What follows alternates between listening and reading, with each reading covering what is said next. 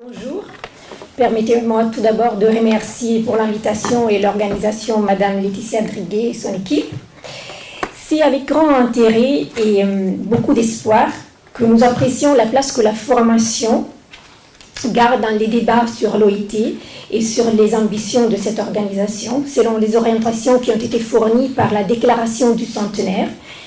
qui souligne l'importance de la formation des travailleurs en tant que responsabilité partagée entre le mandat de l'organisation. Lorsqu'on parle plus spécifiquement de formation ciblant les mandats sur les normes internationales du travail,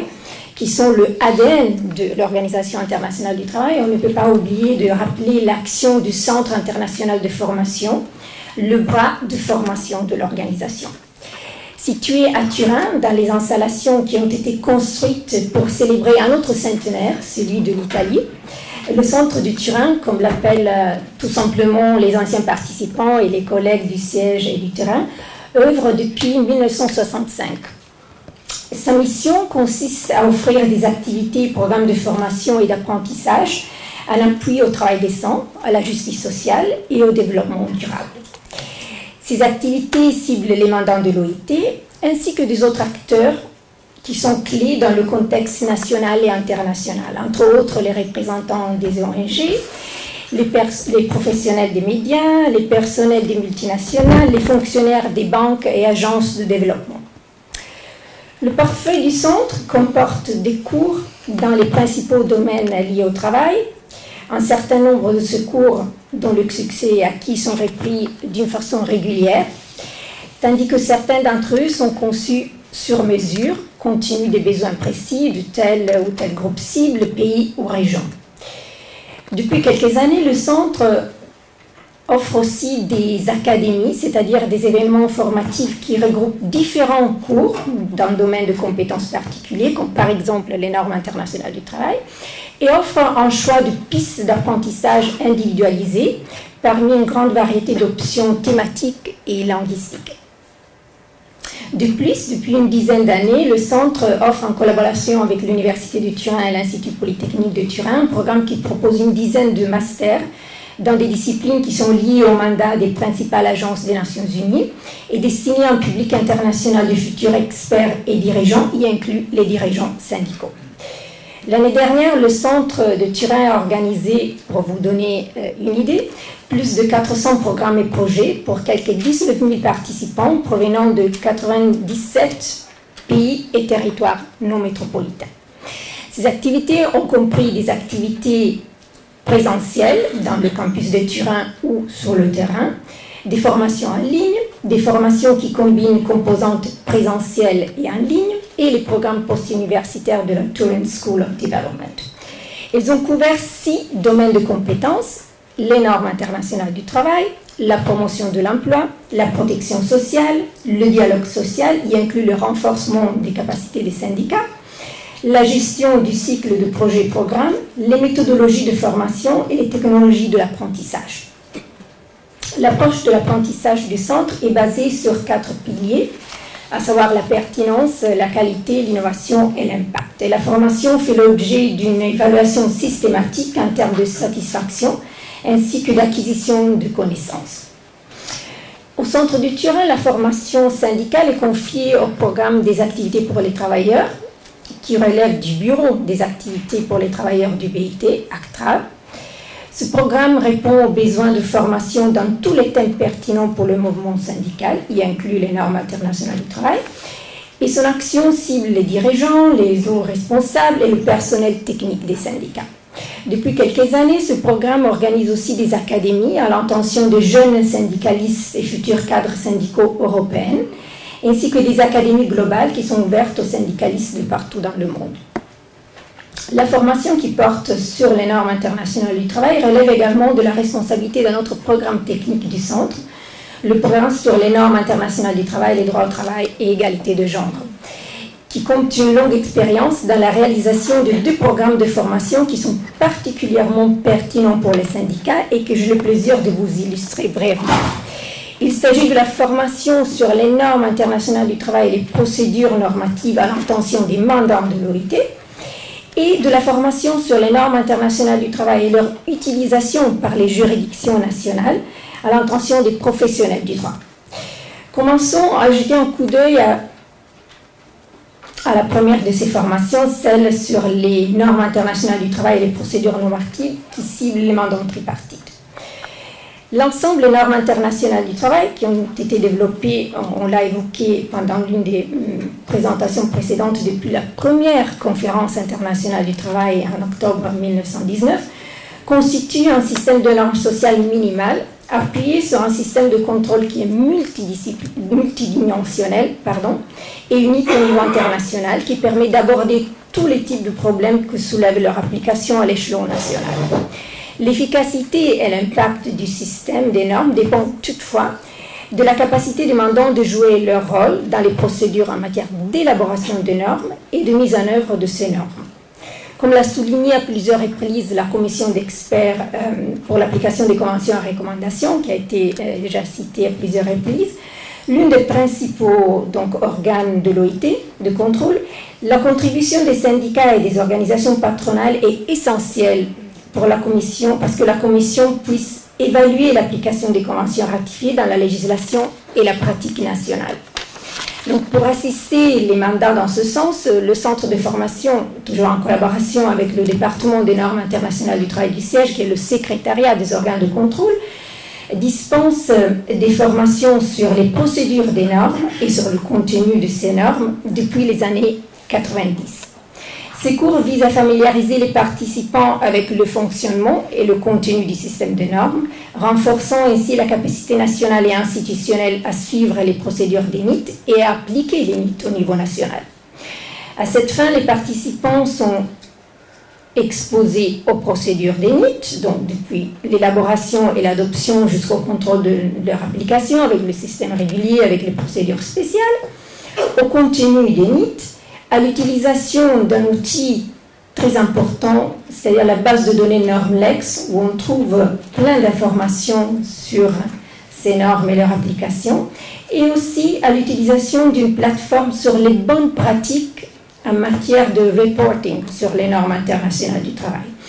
dont je vous parlerai dans quelques instants. Chaque année, un cours interrégional de 2 semaines a lieu à Turin, à Genève, juste avant la conférence, donc aussi en préparation à la conférence internationale du travail, aussi un cours à distance en matière de reporting de 8 semaines est réalisé chaque année. Après, on réalise des cours sur mesure selon la demande, donc en langues différentes et toujours en collaboration avec les bureaux et les projets sur le terrain. Depuis les années 90, quelques milliers de mandants ont reçu la formation. Il s'agit de fonctionnaires des administrations nationales qui sont directement chargés des questions liées aux normes internationales du travail, qui inclut l'exécution des obligations relatives aux normes conformément à la constitution de l'OIT, et les syndicalistes et représentants des organisations patronales qui sont chargés du suivi des activités liées aux normes internationales du travail au niveau national. Les cours sont dispensés par les juristes du département des normes internationales du travail, par des spécialistes des normes et des bureaux du terrain, par des membres des organes de contrôle de l'OIT et par des formateurs du centre de Turin. Le matériel qui est utilisé pendant ces activités comprend des jeux de rôle tripartites qui sont expressément conçus pour présenter les différentes procédures du système des NIT et aussi cette plateforme que j'ai mentionnée qui porte spécifiquement sur le reporting en matière de normes internationales du travail. Cette plateforme regarde la préparation de rapports en termes de gestion de toutes les ressources qui sont nécessaires pour produire des rapports informatifs et pertinents et les transmettre à temps. Donc, elle diffuse des exemples de bonnes pratiques fournis par des mandants, dans l'espoir que le partage de ces exemples inspirera l'amélioration des pratiques dans d'autres pays. La plateforme fournit également des outils, par exemple de listes de contrôle qui ciblent aussi les partenaires sociaux qui souhaitent fournir des commentaires sur l'application des conventions ratifiées en service d'assistance et diverses sources d'informations. Des évaluations indépendantes ont démontré que cette formation a eu un impact et donc nous encourage. Les anciens participants partagent les pratiques et les matériels avec les collègues et utilisent les connaissances et compétences acquises dans les procédure des normes, même juste après la formation, en participant directement aux travaux de la commission de l'application des normes. Jetons maintenant un coup d'œil à l'autre formation, celle sur les normes internationales du travail et l'utilisation judiciaire de ces normes, qui cible plus spécifiquement les professionnels du droit. Le droit international du travail est une ressource précieuse pour les juges et les juristes nationaux dans la résolution des litiges en matière de travail. Donc, les tribunaux s'inspirent de plus en plus des normes internationales du travail, aussi des travaux des organes de contrôle de l'OIT pour interpréter et pour compléter leur législation nationale. Donc, la demande de formation dans ces domaines a augmenté beaucoup, et pour y répondre, on a développé un programme de formation ciblant les professionnels du droit, un programme de formation qu'on réalise depuis une vingtaine d'années, en collaboration à nouveau avec le département des normes internationales du travail. Ces cours visent à exposer les participants à l'utilisation du droit international du travail pour résoudre les conflits de travail nationaux. À cette fin, le participant analyse bien sûr le système des normes, mais aussi la façon dont les juges et les juristes nationaux peuvent utiliser le droit international du travail et dans quel cas, les mythes et leur utilisation judiciaire dans des domaines clés comme la liberté syndicale, le droit à la négociation collective, le licenciement, la non-discrimination, la sécurité et santé au travail. Chaque année, on organise à Turin un cours de 2 semaines, un cours à nouveau de nature interrégionale, et après on organise aussi des cours sur mesure qui peuvent avoir une nature nationale, sous-régionale ou régionale selon les besoins. Ces cours sont organisés en collaboration avec des instituts nationaux de formation judiciaire, des universités ou des organes de règlement de conflits de travail. Dans le passé, par exemple, on a eu un projet d'activité régionale ciblant spécifiquement les avocats et les conseillers juridiques des syndicats sur l'utilisation judiciaire des normes internationales du travail. Donc, depuis une vingtaine d'années, plus de 3000 personnes ont reçu la formation. Il s'agit de professionnels du droit qui sont en mesure pas seulement d'appliquer les normes internationales du travail, mais aussi de les enseigner. Ce sont notamment les juges qui sont chargés du règlement des conflits du travail, les professeurs universitaires de droit, les avocats qui sont spécialisés en droit du travail et les juristes défendant les intérêts des syndicats et des organisations patronales. Dans ce cas aussi, les cours sont dispensés par des spécialistes du Bureau international du travail, de la magistrature, du milieu universitaire, de la commission d'experts pour l'application des conventions et recommandations et du centre de Turin. Le matériel utilisé pendant ces formations comprend une ressource clé qui est un recueil de décisions de tribunaux de nombreux pays dans le monde qui est disponible en ligne et mis à jour d'une façon régulière. Compte maintenant de plus de 200 résumés de décisions qui viennent, comme j'ai dit, de partout dans le monde. Après le cours, les participants ont rejoint la communauté de pratique en ligne, c'est-à-dire un réseau de professionnels du droit qui ont participé à ces formations pour suivre l'évolution du système des normes internationales du travail, pour échanger les informations et les matériels et pour discuter des sujets d'intérêt commun dans le domaine du droit du travail. Dans ce cas-là, on a eu aussi 2 évaluations indépendantes qui ont démontré que aussi ces formations ont eu un impact très encourageant. Les anciens participants rendent des décisions judiciaires qui s'appuient sur le droit international du travail, rédigent des articles, organisent des séminaires, des ateliers et des conférences sur les sujets connexes et améliorent les programmes universitaires en incluant le droit international du travail. Le centre collabore avec les institutions nationales de formation judiciaire, les universités et les organes de règlement de conflits de travail à la tenue d'activités de formation précises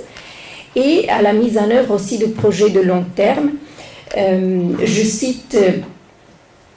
à titre d'exemple un projet qui sera lancé bientôt, un projet de formation des avocats avec l'Association italienne des avocats spécialisés en droit du travail, l'Associazione Giusti Lavoristi Italiani, qui s'insère dans le système d'accréditation de la formation continue des avocats. Enfin, l'action de la formation en matière de normes internationales du travail du centre est supportée par le développement d'outils et de matériel didactique.